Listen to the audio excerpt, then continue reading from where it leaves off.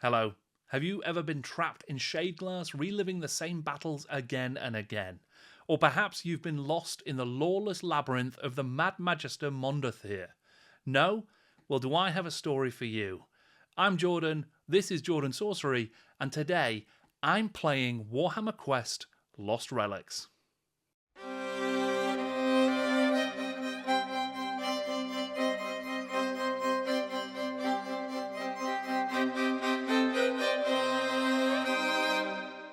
Welcome to the first ever Battle Retort. This is something I've wanted to make for the channel for a long time now. A let's play or a battle report that's focused less on the rules and more on the story that emerges from the game as you're playing it. It really is something that I was inspired by from those demo games that I used to get when I went into Games Workshop stores as a kid. I would pester the staff in the Altrincham store near Manchester. Shout out to all of those guys who used to work there, especially Steve, who ran the best demo games ever.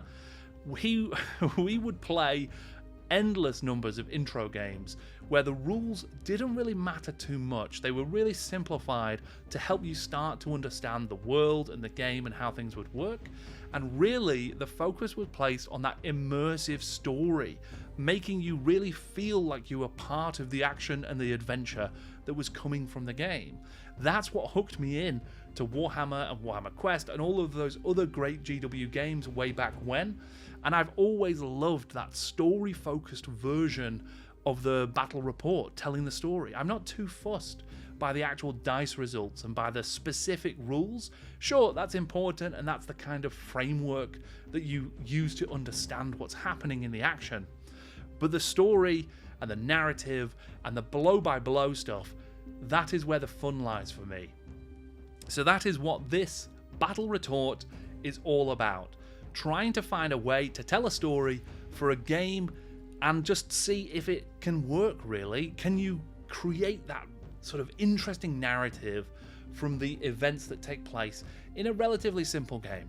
So that's why we're starting with Warhammer Quest Lost Relics. Games Workshop released Lost Relics in 2022 as an introductory version of Warhammer Quest. This is part of what's often called their bookshelf games range, released exclusively in the US through Barnes & Noble and a couple of other international markets. It never actually made it to UK general release. You could get hold of it in Warhammer World and obviously import it if you wanted to get creative. The game is a distinct, one-off, small box set, a family board game that introduces the concepts of Warhammer Quest and just uses a handful of miniatures. In this case, you get 5 Stormcast Eternals, and then tokens and cards are used to represent everything else. One of the things that I enjoy most about the game is its setting.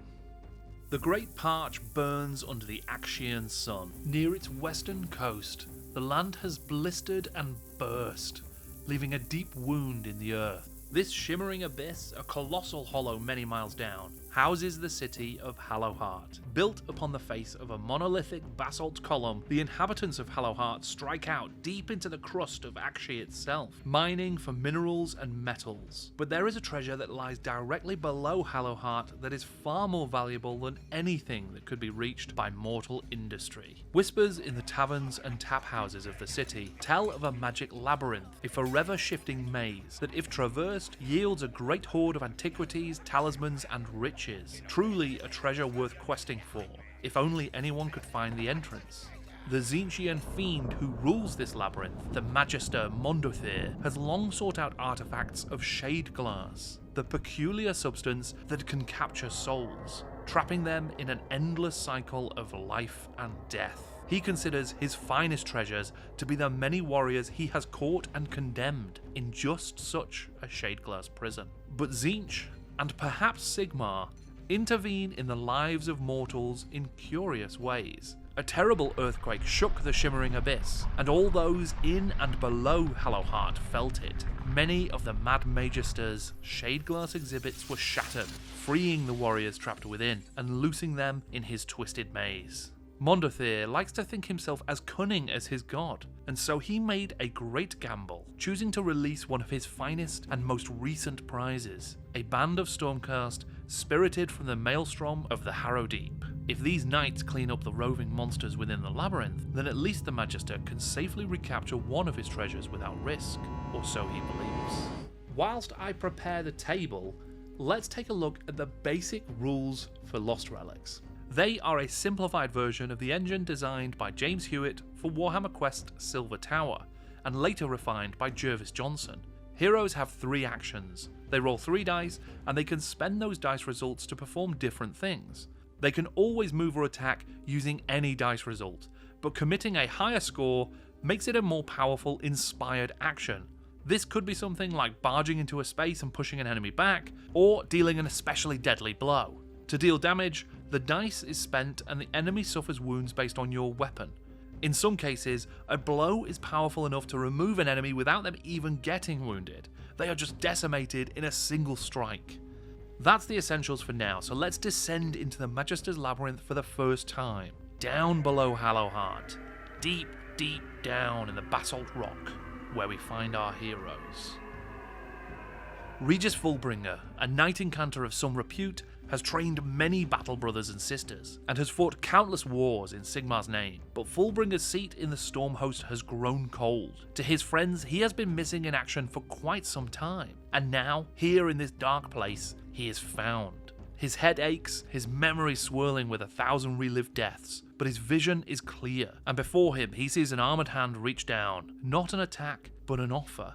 That hand belongs to Calathea Zandaya, and Fullbringer takes it without question, using it and his great staff to drag himself up from the stony ground. Even an Eternal, with all their strength, must sometimes lean on a friend, and friends they are. In their many years fighting alongside one another in the Hammers of Sigmar, they have celebrated many victories and lamented many losses in each other's company. Zandaya too had thought Fullbringer lost. After all, he could have been reforged 100 times over if it was only something as trivial as death that had befallen him. Even though she now shared his fate, Zandaya let a smile briefly cross her face. Her old compatriot still lives, but then she quickly apprised Fullbringer of their situation. Shadeglass is familiar to her, and the after effects she and her fellow Truthseekers are experiencing makes their predicament clear.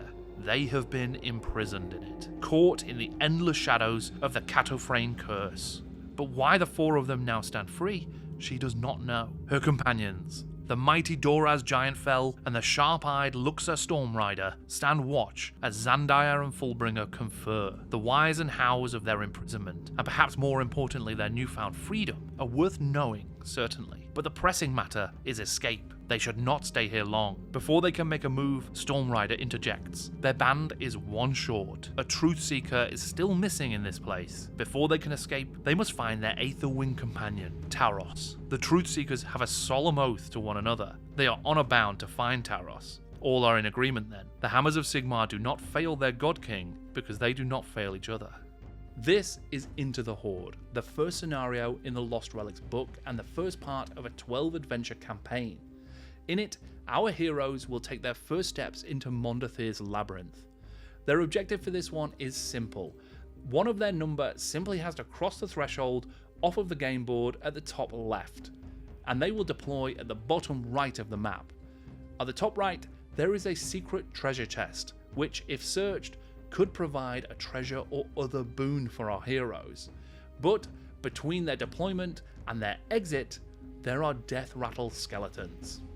As the 4 warriors make their way through this endless complex of rooms and corridors, it quickly dawns on them that escaping this place will be no simple feat. There is no rhyme or reason to the layout of this dungeon, constructed seemingly at random. There are no cells or guard rooms, no living quarters or armories. The very rooms themselves lack consistency or purpose, almost as if they have been drawn from every corner of the mortal realms and smashed together with little thought given to form or function. Whomever it is that lords over this place must have a peculiar perspective, one best avoided. They need to find Taros and leave quickly. With practiced precision, the entire group stops in silence. Just a motion from Stormrider, their scout, has given them all the benefit of her observation. They are not alone here. In the middle distance, perhaps no further than a room or 2 ahead, there is the scraping of rusted metal on stone, and the shuffling of bone against bone. There are skeletons nearby. Turn order goes by initiative. You take 1 card for each hero, shuffle them up, and then the order in which they're dealt out is the order in which the heroes will act. The enemies don't have an action phase of their own, instead they react to what our heroes do. Every time a hero completes an action and is visible to an enemy will do something, and that is determined by the enemy card. Fortunately for the heroes, only one enemy will react each time. Despite Luxa Stormrider taking point for our band of warriors, it's actually Regis Fullbringer who has been drawn out first, so he's going to take the first turn.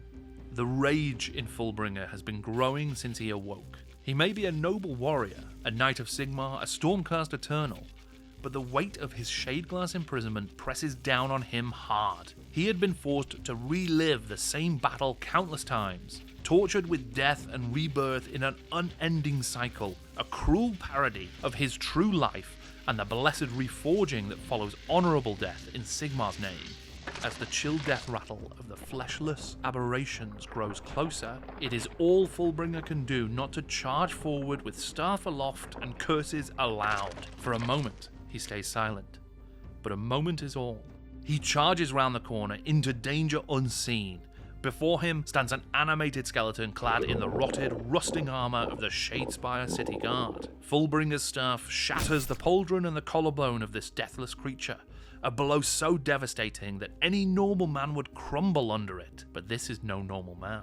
They may shamble and shuffle, but in combat these cursed creatures can often move with surprising speed. In his haste to destroy the skeleton, Fullbringer paid no heed to its outstretched dagger, its blade sliding between the plates of his armour and into the flesh of his abdomen. The adrenaline and rage that fuels Fullbringer obscures any pain he might feel. In fact, he does not even realise he has been wounded. Instead, he brings his staff to bear once again, smashing through the peaceless remains and ending its accursed undeath. Before he can look to his wounds though, another skeleton emerges into the corridor to confront Fullbringer. The skeletons have 3 possible reactions that you will look at in order to see which one they will perform. The first thing that they want to do is fight, and that's exactly what the skeleton did that Regis Fullbringer charged into combat with. It struck him and wounded him, but once it was destroyed, it can no longer react. However, there was another skeleton nearby that could see Regis once he'd taken his action, and although it couldn't fight him because it didn't have a ranged attack, it could take the second reaction available, which was to move towards him. Then there is a third action that a skeleton can take if it can't fight or move.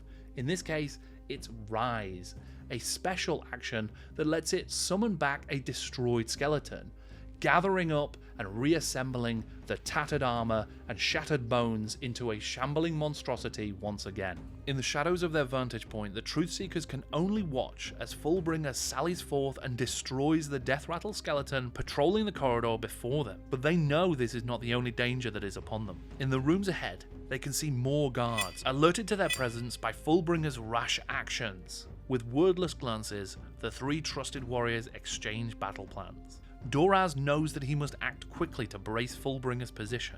Left unsupported and exposed, he could quickly become surrounded. After only a split second of hesitation, Doraz makes a charge of his own, storming along the corridor and swinging his mighty hammer in an arc over his head, and through the entirety of this new skeleton warrior. Only dust and broken bone covers the floor where it once stood. As if endless in number, another guardian enters the corridor, almost falling straight into Giantfell. In response, he casts it to one side and smashes his hammer against the wall, trapping the skeleton's entire ribcage between rock and hammer face. The 2 Stormcast were finally able to take a breath in the flame-lit corridor, able to assess their surroundings. Doraz moved to where he knew more skeletons lurked, before suddenly being confronted by one. Luxa Stormrider, meanwhile, knows that they must act quickly if they are to find their missing companion Taros. Stormrider and Taros share a great bond, one built in battle and beyond it. The Aetherwing is no pet or mere scout, he is a friend, and his absence is making Luxa anxious. Where could he be in this labyrinth? Why was he not with the other Truthseekers when they came round from their Shadeglass-induced delirium? Seeing Doraz step in to protect Fullbringer after his impetuous charge, Stormrider takes the opportunity to search the rest of the immediate surroundings. She already knows that there are more skeleton guards up ahead, but she quickens her pace and dashes between the unsuspecting guards, nimbly sidestepping blade and bone. Though there is no sign of Taros in the large chamber, Stormrider's keen eyes see a small alcove near the back of the room, into which she can quickly slip, The skeletons were not fast enough to understand what had just blurred past them, let alone where it had gone, but one was able to strike at the surprised Doraz, dealing him a minor flesh wound. Stormrider, though, was sorry not to discover Taros in the small cavity hewn from the basalt rock. Instead, there was an ornate chest, closed, but sealed only with a weak lock. Though there was always the danger of traps, especially in a place as strange as this, it made sense to Luxor to search for anything that might help her find her friend and make good their escape. Opening the chest, Stormrider was met with a spectacular brightness, as if the very lightning of the Axian sky had been captured and contained within. Reaching into the chest, she found its source, a great hammer, reminiscent of the weapon she had seen her God King Sigmar wield. This would make a fine hammer for her companion Doraz, once she could get it to him. Stormrider was able to slip past the guards using our first inspired action. This is where you commit a higher scoring dice to perform a more powerful feat.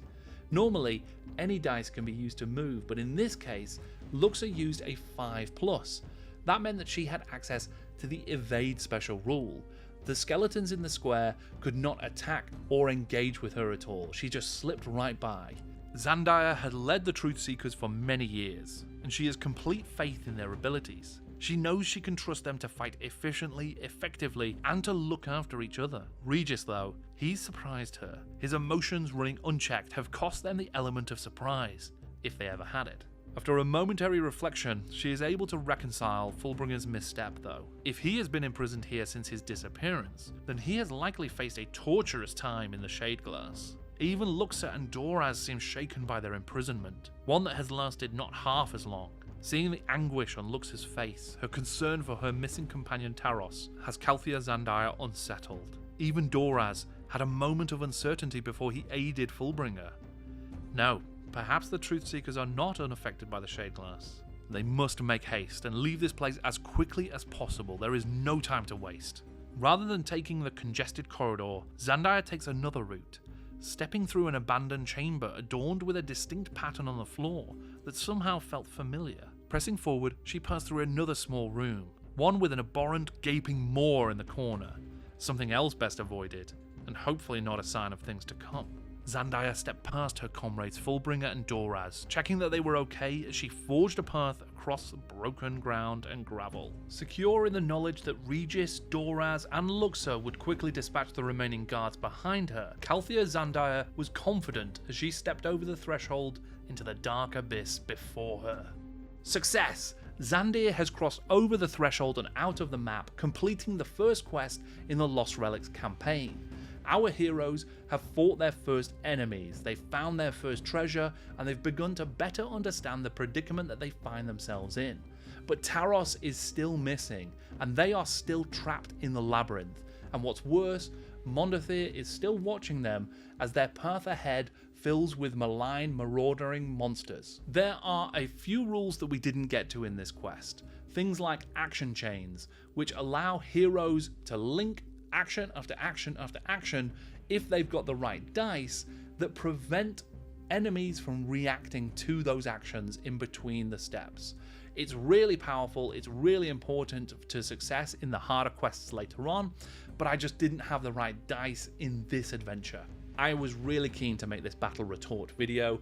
I wanted to start with a game that was super simple and then try and build out a format that allowed me to craft a narrative, a story based on the game that I was playing. I don't know if that has worked that well. I had a lot of fun making it, but I want to really understand if you had fun watching it. Did it work for you? Was the game too simple? Was the story too leaden or too big, or did I lean too much into it? Did the rules add value? Were they clear? Were they something that you wanted to see, essentially? Basically, I'm just looking for feedback on the whole format, the whole video. So please let me know what you think. Did you like it? Did you not? What needs tweaking? What worked? If you want to follow me and find out about whatever else I'm up to in the real world, you can check out my Instagram and Twitter at Jordan Sorcery. Obviously, I welcome subscriptions here on YouTube as well. We're getting very close to 3,000, so that will be very exciting if we do make it. In any case, thank you very much for watching. I am Jordan, and this is Jordan Sorcery.